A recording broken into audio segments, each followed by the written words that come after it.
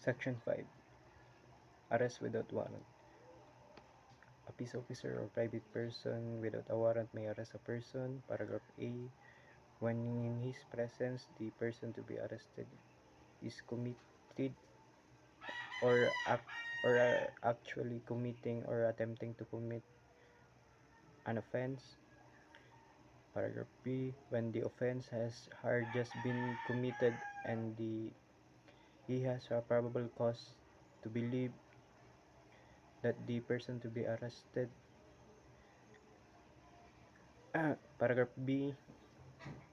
When the offense are just been committed and he has probable cause based on personal knowledge that the person to be arrested is committed an offense.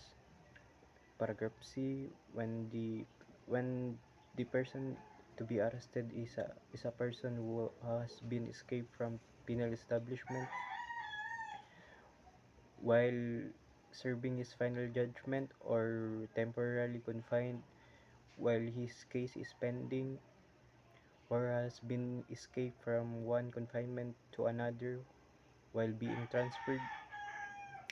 In cases under in cases falling under paragraph A and B above, the person to be arrested shall be forfeited to be delivered in nearest police station or jail, or shall be proceeded in accordance of Section 7 of Rule 122.